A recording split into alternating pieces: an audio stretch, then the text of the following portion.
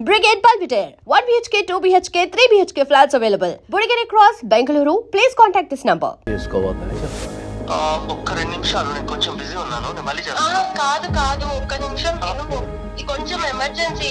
బయటకు ఎందుకు తీసుకెళ్తున్నావు అసలు మన విషయాన్ని? పరాయి వాళ్ళకి ఎందుకు చెప్పావు అని చెప్పావు. ఎవరితో ఒకరితో చెప్పుకుంటేనే సమస్యకు సొల్యూషన్ వస్తుంది. ఇది రిలేషన్ మీద పెళ్లి చేసుకునే ముందు మీరు లిస్ట్ ఎక్స్చేంజ్ చేసుకోవాలి కంపల్సరీ. నాకు డైవర్స్ ఇచ్చేసాను మేడం.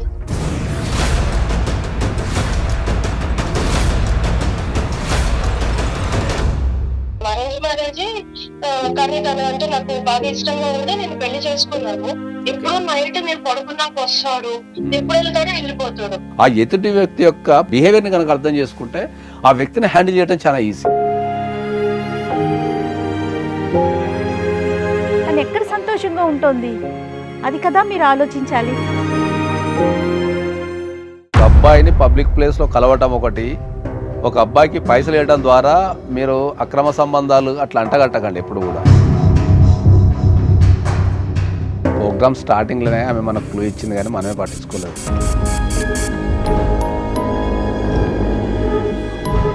నేను ఒక మెసేజ్ పంపిస్తాను, చూడండి, మీకు అర్థమవుతుంది మేడం.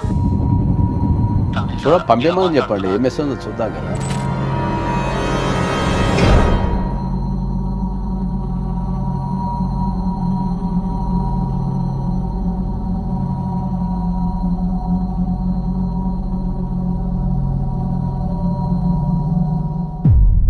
వెల్కమ్ టు అందమైన ప్రయాణం.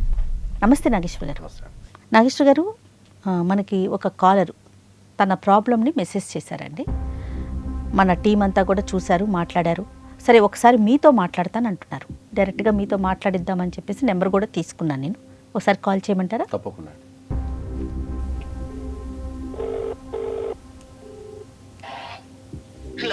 హలో, నమస్తే అండి. నమస్తే మేడం. నేను జయానండి, ఐడ్రీమ్ మీడియా నుంచి మాట్లాడుతున్నాను. Madam, thank you madam. Email పెట్టాను, మీరు చూస్తారని అనుకుంటున్నాను. రైట్.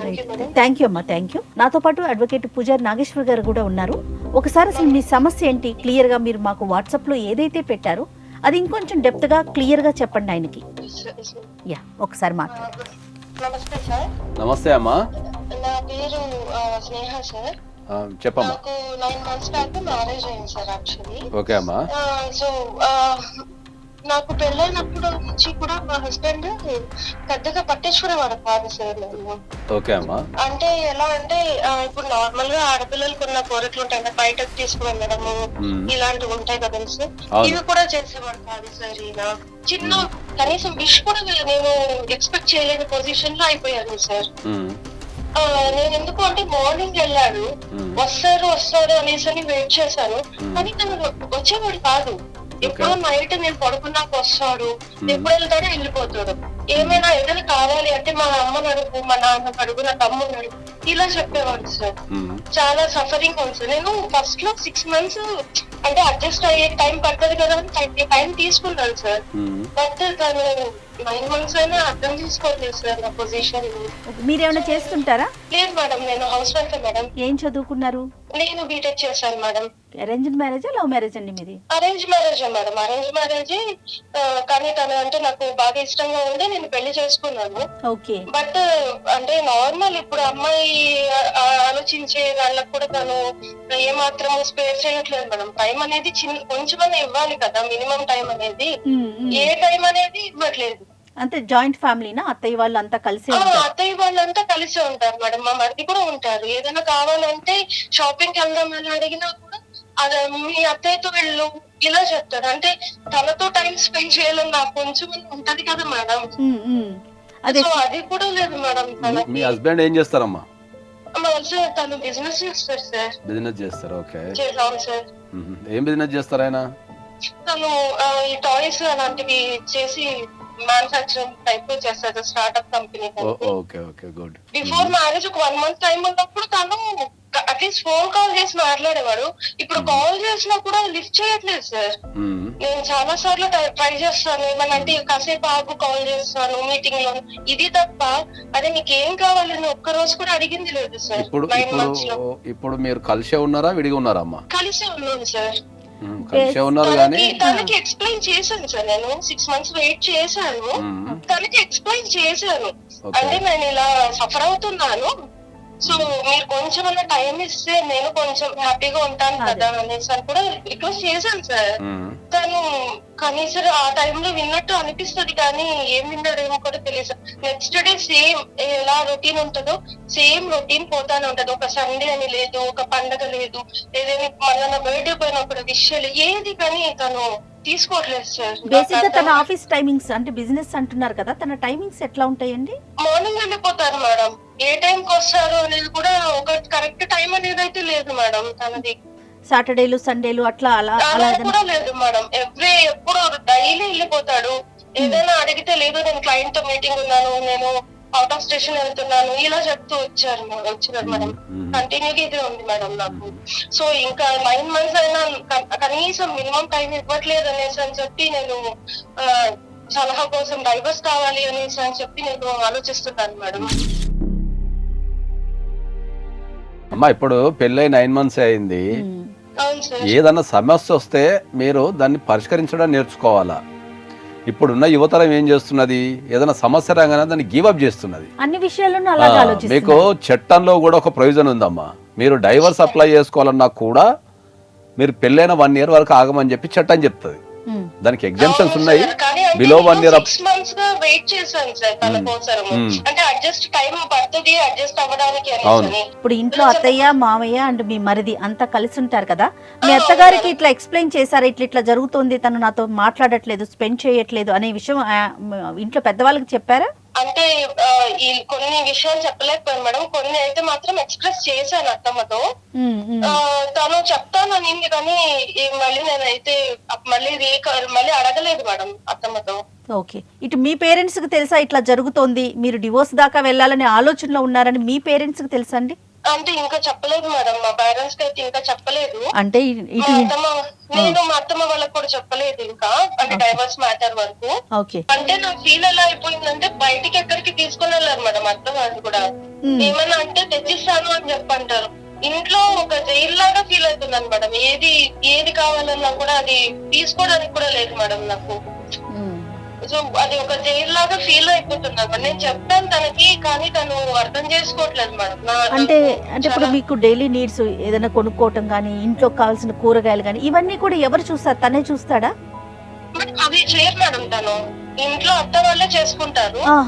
కానీ ఈవెన్ అంటే ఇప్పుడు పెళ్ళైనప్పుడు కొత్తగా ఆడపిల్లకు ఉన్న నీడ్స్ కానీ, అంటే ఏదైనా మాట్లాడడం కానీ, టైం స్పెండ్ కానీ కొంచెం ఎక్స్పెక్ట్ చేస్తాం కదండి మేడం. మీరేమి ఎక్స్పెక్ట్ అంటే అలా తన అంత ముభావంగా ఉండటానికి ఏదైనా కారణం ఇది ఉండొచ్చు అని మీరేదన్నా అనుకుంటున్నారా?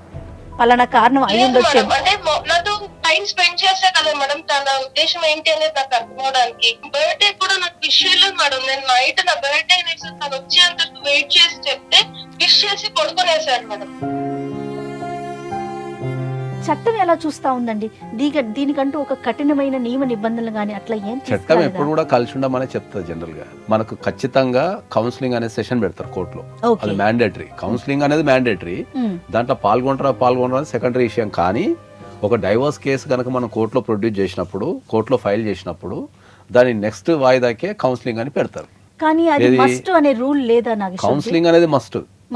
కానీ కౌన్సిలింగ్ లో పాల్గొనడం అనేది పార్టీ సిస్టమ్. కానీ పాల్గొంటే ఏమవుతుంది అంటే ఏంటంటే ఇప్పుడు ఒక డైవర్స్ కేసు వచ్చినప్పుడు అడ్వకేట్ తప్పు చెప్పి ఉండొచ్చు, లేకపోతే వాళ్ళ మధ్యలో చిన్న చిన్న సమస్యలు ఉండొచ్చు, అవి తీర్చదగినవి ఉండొచ్చు. అటువంటి దానికి డైవర్స్ దాకా రావడం ఎందుకు? ఆ రాగానే వాళ్ళు పిటిషన్ వేయగానే దాన్ని మేము ఎందుకు ఎంటర్టైన్మెంట్ చేయాలా అని చెప్పేసి భారతదేశంలో మనకి హిందూ మ్యారేజ్ యాక్ట్లో ఏం చేసినట్టే ఆ కౌన్సిలింగ్ అనేది పెట్టిండు, కంపల్సరీ చేసిన దాన్ని.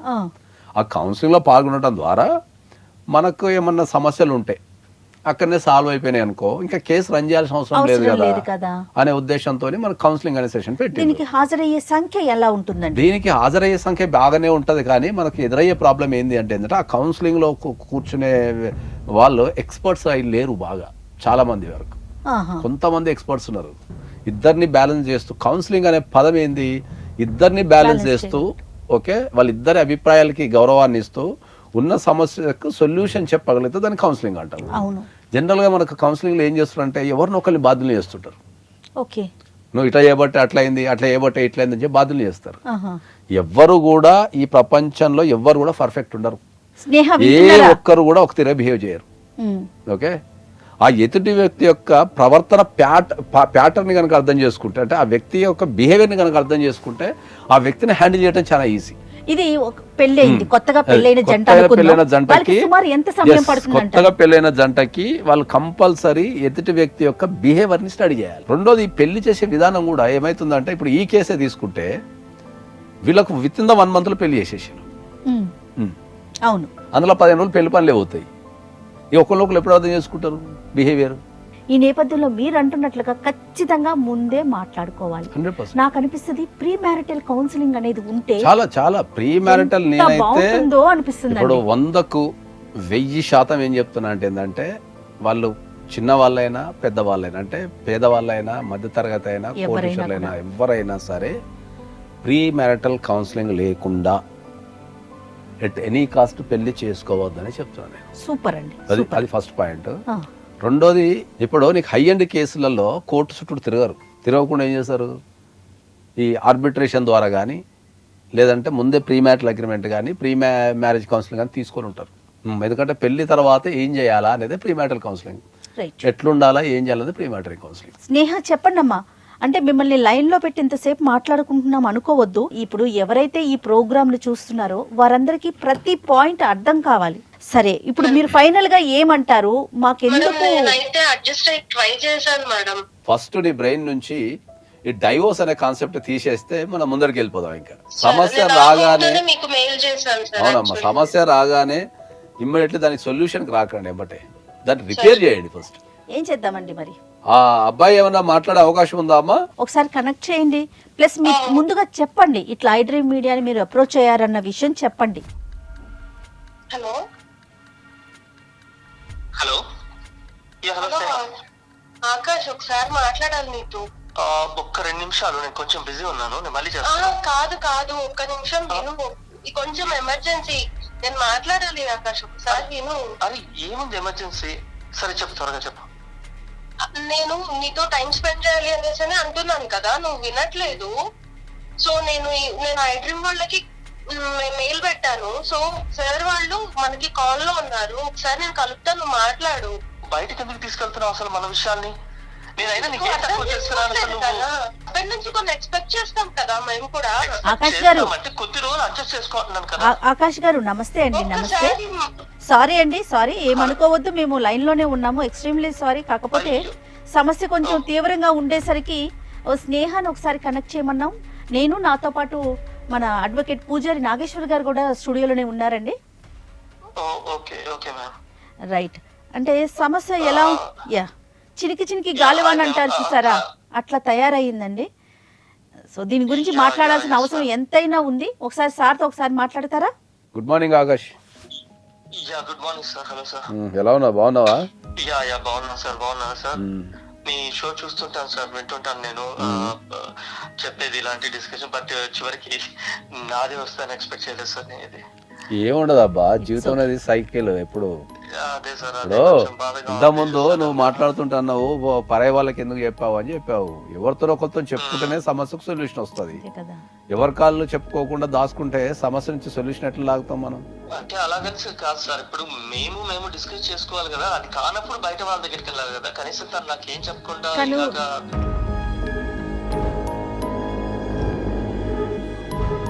అయితే చాలా సార్లు మాట్లాడాను, నా వల్ల కాక నాకేం చేయాలో తెలియక ఇంకా ఎండ్ స్టేజ్కి వచ్చేసి మమ్మల్ని అప్రోచ్ అయ్యింది. ఇప్పుడు ఆమె ఏదన్నా పోలీస్ స్టేషనో లేకపోతే ఇంకేదన్నా అడ్వకేట్ ఆఫీస్కో ఇంకెవరికన్నా అయితే నువ్వు బాధపడాలి. కానీ ఆ అమ్మాయి ఒక సదుద్దేశంతోనే, అరే వీళ్ళు ఏదో చేస్తున్నారు కదా, ఒక మెసేజ్ పాస్ చేస్తే నా జీవితం ఏమైనా బాగుపడదామనో ఆశతోని చేసింది ఆ అమ్మాయి తప్ప నిన్నేదో అల్లరిపాలు చేద్దామనో లేకపోతే నిన్నేదో ఇబ్బంది పెడదామనో కాదు కదా. నేను మంచిగానే చూసుకుంటున్నాను, మా కెరియర్ కోసమే కదా నేను ఇంత కష్టపడుతుండేది. దానికి తనకు అసలు ఏం ఇబ్బంది జరిగిందని దాని లోపల ఇప్పుడు స్పెండ్ చేయట్లేదంటే ఉన్నప్పుడు చేస్తాం కదా, లేనప్పుడు ఎలా చేయగలం? ఒక్క నిమిషం సార్ మాట్లాడుతున్నారు చూడండి. టైం అనేది బ్యాంక్ లో దాచుకునే డబ్బు లాంటిది కాదు, దాచుకుంటే ఇంట్రెస్ట్ పెరిగి వచ్చానికి. టైం అనేది నువ్వు పుట్టినప్పటి నుంచి డిక్రీజ్ అవుతుంటది. అది భగవంతుడు నీకు ఒక 100 సంవత్సరాలు ఇచ్చిననుకో, ఓ 1 year గడిపినావు అంటే నీ ఏజ్ ఇంకా 99 సంవత్సరాలే ఉంటుంది. అంతే కదా. నువ్వు ఏం చెప్తున్నావు అంటే టైం వచ్చినప్పుడు గడుపుతా అంటున్నావు. అది టైం ఎప్పటికీ రాదు, అది పోతూనే ఉంటుంది. అది నీకోసం నా కోసం ఆగదు. అది ఫస్ట్ నువ్వు చిన్న చిన్న చేంజెస్ చేసుకుంటే లైఫ్ అనేది చాలా బ్యూటిఫుల్ ఉంటుంది. నీకు 50 కోట్లు ఇస్తా, లేకపోతే 5 కోట్లు ఇస్తా, మరి ఆమె బర్త్డే ఒక్కరోజు 1 గంట సేపు వెనక్కి తీసుకురా, ఆ ఒక్క 5 నిమిషాలు వెనక్కి తీసుకురా. అంటే క్లయింట్స్ తో మీటింగ్ ఉంది సార్ ఆ రోజు, అసలు పాసిబుల్ అవ్వలేదు. అసలు కనీసం నాకు తినడానికి కూడా టైం కుదరలేదు సార్ ఆ రోజు. మీరు ఇంత కష్టపడేది దేనికోసం అండి? ఎస్ సూపర్ సూపర్, మీరు బాగా కష్టపడుతున్నారు, వెరీ గుడ్. ఇంత కష్టపడేది దేనికోసం, ఎవరి కోసం అండి? తన కోసమే కదా, తను హ్యాపీగా ఉండాలి కదా. చిన్న లాజిక్ కదమ్మా, తను ఎక్కడ సంతోషంగా ఉంటుంది అది కదా మీరు ఆలోచించాలి. నేను అనేది మన పెద్దవాళ్ళు ఒక విషయం చెప్పారు. ఎన్నో వేల సంవత్సరాలు పరిశోధించిన తర్వాత ఏం చెప్పారంటే ఏంటంటే ఏ ఏజ్ లో జరగాల్సిన ముచ్చట ఆ ఏజ్లోనే జరగాల. కాబట్టి యంగ్ ఏజ్లో ఉన్నప్పుడు నువ్వు పెళ్లి చేసుకున్నప్పుడు ఖచ్చితంగా నువ్వు ఎంతో కొంత టైం, ఎంత బిజీ షెడ్యూల్ ఉన్నా సరే ఎంతో కొంత టైం అనేది డెఫినెట్లీ నువ్వు కేటాయించాల్సిన అవసరం నీకు ఉంటుంది. నీ బాడీ కానీ, నీ మైండ్ కానీ, నీ ఫైనాన్షియల్ స్టేటస్ కానీ నువ్వు ఒక వ్యక్తితో పంచుకొని వాళ్ళతో గడిపినప్పుడు అవి స్ట్రాంగ్ అవుతాయనే విషయాన్ని నువ్వు గమనించాలి స్పష్టంగా. ఇప్పుడు నువ్వు కష్టపడుతున్నావు, నీకు కాదని చేయడానికి కొంచెం కష్టం అవుతుంది సార్, అందుకని కొద్ది రోజులు ఆగమని చేసి చెప్తున్నాను. కానీ నేను మరీ అంటే ఇస్తున్నాను సార్, నేను ఇవ్వగలిగేది. బట్ ఎక్కువ కుదరినప్పుడు ఏంటంటే ఇంకా ఎప్పుడు కాల్స్ వచ్చినా లేదా వర్క్ ఉన్న క్లయింట్స్ మీటింగ్లు, సో ఇవన్నీ న్యూ బిజినెస్ కదా సార్, సో అందుకని ఇవ్వలేకపోతే అతన్ని అర్థం చేసుకుంటుంది అనుకున్నాను సార్ నేను. అదే అర్థం చేసుకుంటది. కానీ ఇక్కడ ప్రాబ్లం ఏమైతుంది అంటే ఆమె కొత్తగా పెళ్ళి వచ్చింది కదా, ఆ కొత్తగా పెళ్ళి వచ్చిన అమ్మాయికి ఏంటంటే కొన్ని కోరికలు, ఆశలు, కొన్ని పంచుకోవాలని, కొంత తిరగాలని ఉంటది వాళ్ళకి కంపల్సరీ. ఓవర్ ద పీరియడ్ ఏమైందంటే వాళ్ళు హ్యాబిచ్యుటెడ్ అయిపోతారు. ఫస్ట్ ఏం చేయాలి నువ్వు అంటే ఏంటంటే ఆమెను ఒక కంఫర్ట్ జోన్లోకి తీసుకొచ్చి కొద్దిగా టైం కేటాయించుకుంటూ పోతే ఆమె కొంతకాలానికి ఆమె చదువుకుంటూ వెళ్ళిపోతుంది. నీ బిహేవియర్ ప్యాటర్న్ అర్థమయ్యేంత వరకు నువ్వు ఆమె బిహేవియర్ ప్యాటర్న్ అర్థం చేసుకొని ఆమెకు తగ్గట్టు కొద్దిగా మలుచుకుంటే సరిపోతుంది. దీంట్లో అది అతి చిన్న సమస్య. ఇది ప్రతి ఒక్కరి ఇంట్లో ప్రతి ఒక్కరు ఎదుర్కొనే సమస్యనే, కానీ దాని మీద దృష్టి పెట్టరు, అంతే దృష్టి పెట్టరు. అది నీకు విషయం చెప్తాను నేను. అంటే నిన్న నా ఆఫీస్లో జరిగిన సంఘటన. నిన్న ఒక యువకుడు వచ్చిన దగ్గరికి. దేనికి వచ్చిండంటే ఏంటంటే ఒక అమ్మాయిని ప్రేమించిండంట. 2 years నుంచి వాళ్ళు రిలేషన్షిప్లో ఉన్నారంట. పెళ్లి చేసుకుందాం అనుకున్నట పాపం ఇద్దరు, అమ్మాయి అబ్బాయి. ఈ అబ్బాయి కూడా కెరియర్ని రూపొందించుకునే క్రమంలో సేమ్ నీ టైపులోనే ఫుల్ బిజీ ఉండి పట్టించుకోకపోవడము, ఫోన్లు ఎత్తకపోవడము, బిజీ ఉన్నా అని చెప్పడం లాంటివి చేస్తూ ఉంటే ఆ అమ్మాయి గొడవ పెట్టుకుంటుండే. మళ్ళీ గొడవ కాగానే మళ్ళీ ఈయన పోయి బతిలాడుతుండే, మళ్ళీ గొడవ పెట్టుకుంటుండే. ఆన్ అండ్ ఆఫ్ అయిన తర్వాత అమ్మాయి విసిగిపోయి మొత్తం స్విచ్ ఆఫ్ చేసి వెళ్ళిపోయింది. ఇప్పుడు ఆ అమ్మాయి కోసం తిరుగుతున్నాడు. అక్కడ పెళ్లి కాలేదు కాబట్టి. పెళ్లి కాకుండా కూడా ఇప్పుడు ఎట్లయిపోయిందంటే ఒక వ్యక్తి మన దగ్గర ఉన్నప్పుడు దాని విలువ తెలియదు. కరెక్ట్ అండి. ఇప్పుడు ఈ మొత్తం స్టోరీ ఎందుకు చెప్తున్నా అంటే ఆ అమ్మాయి నా గర్ల్ ఫ్రెండే కదా, ఉంది కదా, పడి ఉంటుంది కదా, ఎప్పుడైనా ఫోన్ చేసి ఎత్తుతుంది కదా అనే ఉద్దేశంతో గ్రాంటెడ్ తీసుకున్నాడు. ఎప్పుడైతే ఆ అమ్మాయి కనిపించకుండా పారిపోయిందో, లేకపోతే కనిపించకుండా వెళ్ళిపోయిందో, అప్పుడు నా థింకింగ్ స్టార్ట్ అయిపోయింది. ఇప్పుడు వచ్చి ఏం చెప్తాడు, సార్ ఎన్నిసార్లు నాకు ఫోన్ చేసిన ఎత్తలేదు సార్, అప్పుడు ఎత్తుంటే నాతోనే ఉండేది సార్, నాకు ఆమె అంటే ప్రాణం సార్, నేను పెళ్లి చేసుకోవాలి సార్, మా ఇంట్లో ఒప్పించినా అక్కడ ఒప్పించినా మీరు ఏదైనా చేయండి సార్, కలపండి అని. ఆ అమ్మాయి కలవటానికి ఉన్న అన్ని దారులు మూసేసి ఇంకా నాకు నిన్న తెలిసిన విషయం ఏంటంటే వేరే మ్యారేజ్ కి కూడా ప్రిపేర్ అయిపోయిందంట. ఎంగేజ్మెంట్ అయిపోయి వేరే మ్యారేజ్ కూడా ప్రిపేర్ అయిపోయింది. కొన్ని మన దగ్గర ఉన్నప్పుడు మనం నెగ్లెక్ట్ చేస్తాం. అవునండి.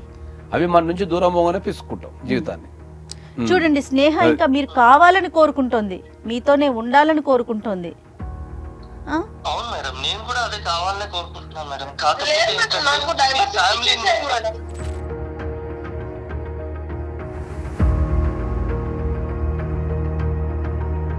వద్దు మేడం, డైవర్సిటీ చేసేయండి. నాకు లైఫ్ సెటిల్మెంట్ కి ఏదైనా అమ్మ నేను ఏదో కలుపుదామని చెప్పేసి. స్నేహ మళ్ళీ చెప్పు, ఏంటి మళ్ళీ చెప్పు. నేను ఇంకా నీకు అడ్జస్ట్ అవ్వలేను ఆకాష్, నాకు ఏదో ఒకటి సెటిల్ చేసి మెయింటెనెన్స్ కి ఇచ్చేది. నేను ఇంకా నీతో ఉండలేను. నాకు తెలుసు, నేను ఈ మాట కోసం ఎదురు చూస్తున్నాను.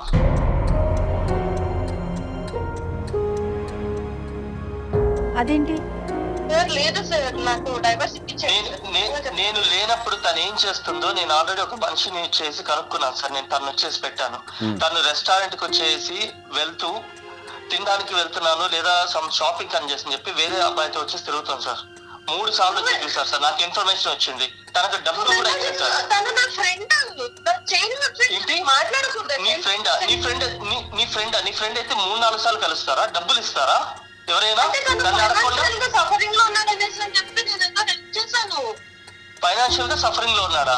నేను నువ్వు కాల్ మాట్లాడు కూడా విన్నాను తెలుసా, 3 times విన్నాను. నేను ఏం మాట్లాడావు కూడా విన్నాను. నువ్వు ఏం మాట్లాడావు కూడా విన్నాను. నేను నీ నోటి నుంచి రావాలనే నేను వెయిట్ చేస్తున్నాను. అది ఈ రోజు వచ్చింది. నువ్వు ఒప్పుకున్నా ఒప్పుకోకపోయినా ఇది నిజం. లేదు సార్, నువ్వు వెళ్ళలేదా?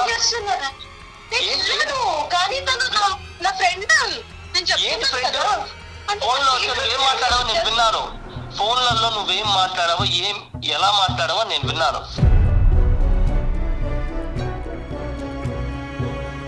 ఫ్రెండ్స్ అలా మాట్లాడతారా? నువ్వు ఇదంతా ప్రీ ప్లాన్డ్ గా చేసుకున్నావు. నాకు అది క్లియర్ గా తెలుసు. నీకైనా ఇవ్వడానికి నా దగ్గర ఏం లేదు. నాకున్నవన్నీ కూడా అమ్మ నాన్న పేరుతో రాసేసాను.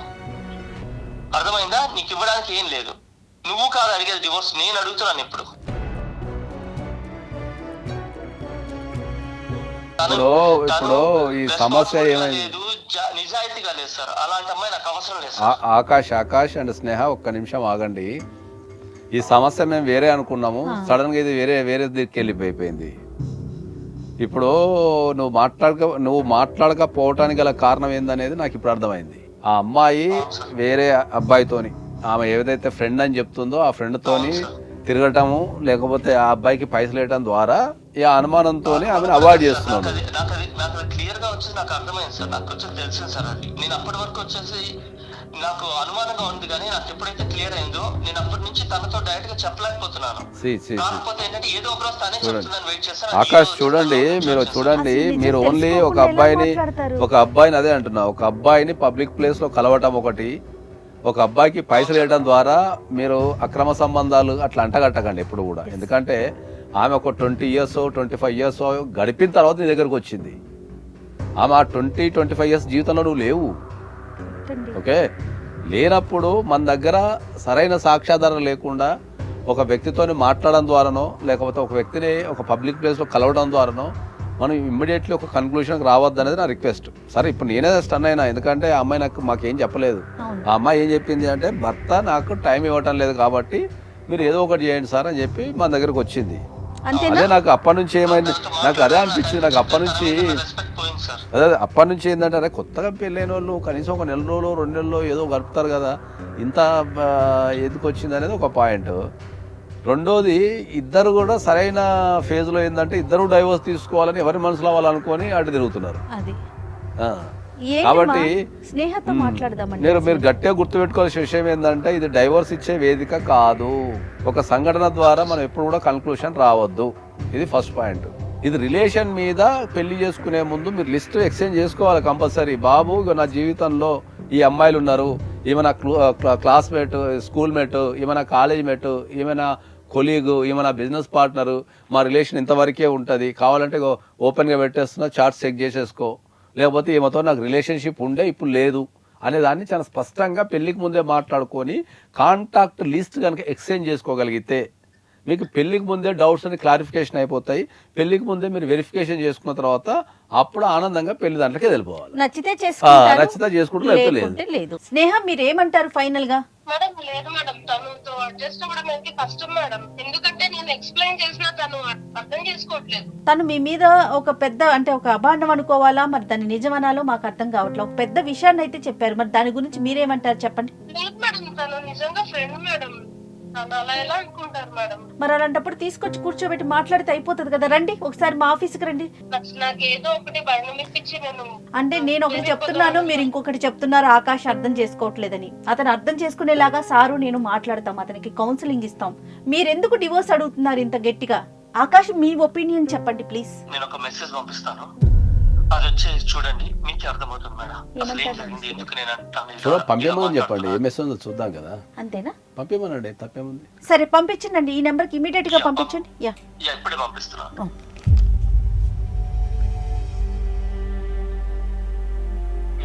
చూడండి ఒకసారి. ఎస్, ఒక్క నిమిషం అండి.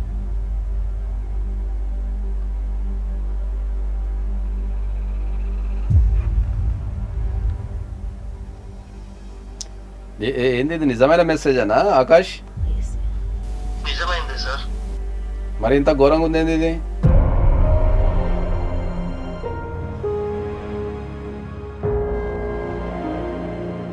ఉందా అమ్మాయి అసలు ఏం చేసిందంటే తన ఫోన్ లో మెసేజ్ సార్ అది. స్నేహ ఉన్నారా మీరు?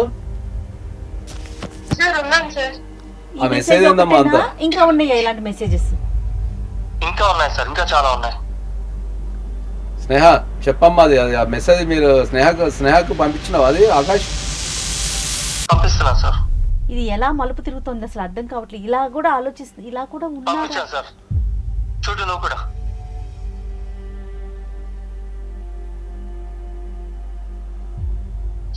సార్ ఇది కూడా దీన్ని కూడా జస్ట్ ఫ్రెండ్షిప్ అనుకోవాలమ్మా మేము. తల్లి అసలు నువ్వెంత తెలివిగా ఈ ప్రోగ్రామ్కి నీ అంతటి నువ్వే ఒక వాట్సాప్ మెసేజ్ పెట్టి ఒక అడ్వకేట్ ఉన్నారని తెలిసి కూడా ఏంటమ్మా ఇది స్నేహ? దీన్ని అసలు ఎట్లా తీసుకెళ్ళాలి, ఏం మాట్లాడాలి, నాకైతే ఏం అర్థం కావట్లేదు. ఫస్ట్లో నేను చాలా అయ్యో చిన్నపిల్ల పాపం పెళ్ళైన కొత్తలో ఉక్కిరి బిక్కిరి అవుతోంది అట్లా అనుకున్నాను. అసలు ఎంత క్లియర్గా పెట్టిందండి చాలా అమ్మాయి. అంత క్లియర్ గా పెట్టడం అయితే అది. ఒక 3 నెలలు వెయిట్ చెయ్యి, తర్వాత నేను వచ్చేస్తాను, అతని దగ్గర ఎంత కావాలంటే అంత తీసుకొస్తాను, భరణం తీసుకుందాం అంటే అంతా వాళ్ళ ఇష్టమేనా నాగేశ్వర గారు? అసలు అది ఎలా సాధ్యమవుతుంది అనుకున్నారు? ప్రోగ్రామ్ స్టార్టింగ్ లోనే ఆమె మనకు క్లూ ఇచ్చింది కానీ మనమే పట్టించుకోలేదు. అంతే అంటారా? ఆయన టైం ఇస్తాను లేడు, డైవర్స్ ఇచ్చేయండి అన్నప్పుడు మనం అర్థం చేసుకోవాలి. కరెక్ట్ అండి.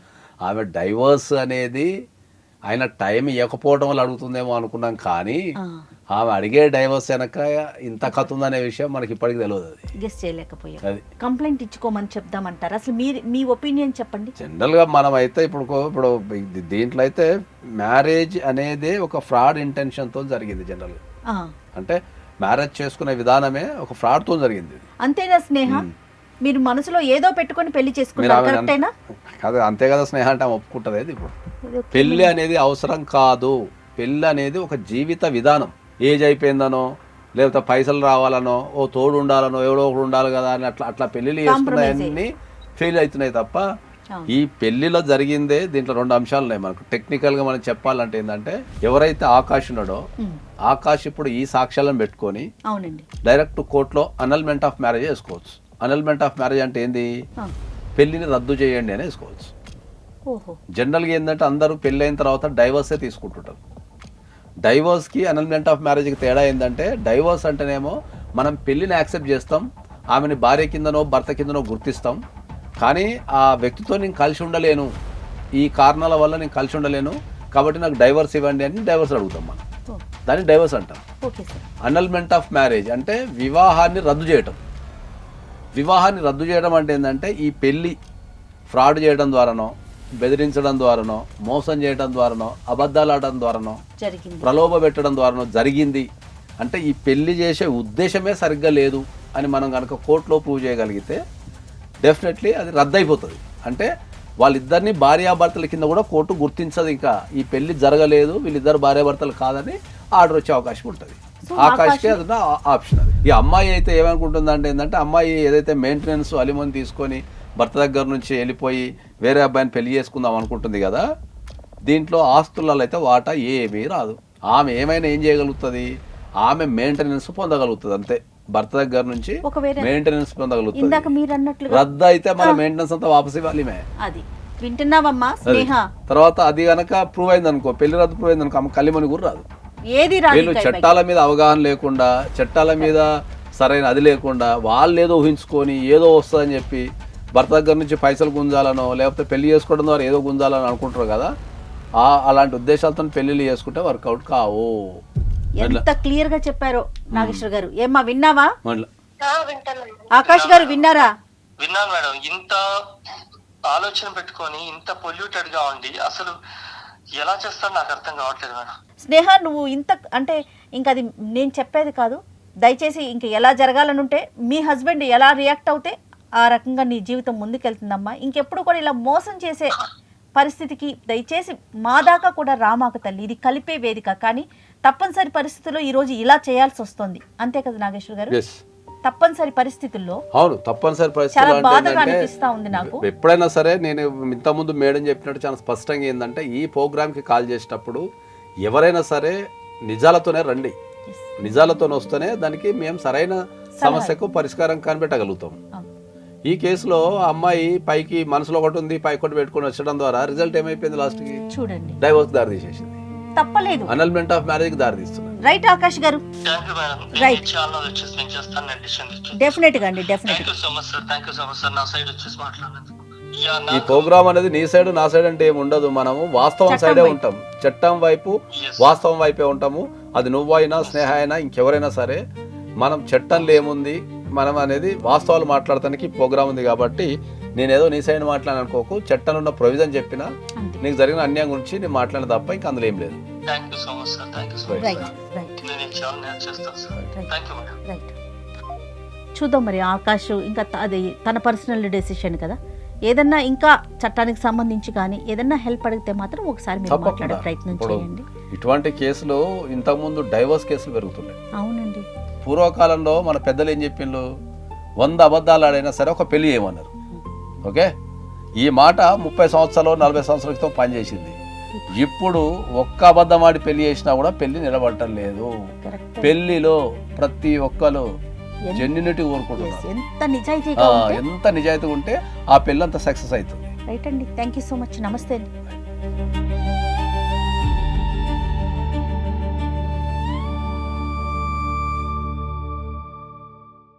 And for more videos, Please subscribe to iDream. Please subscribe to iDream. Please subscribe iDream. And please subscribe to iDream.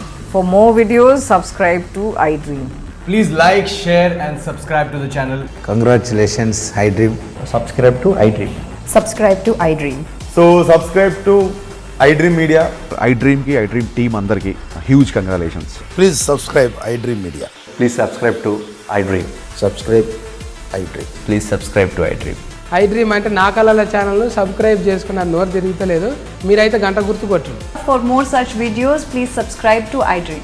Subscribe to iDream. Please subscribe to iDream. Please subscribe iDream Media. Please do subscribe to iDream. Please subscribe to iDream Media. For best entertainment and information, please subscribe iDream. And don't forget to subscribe to iDream.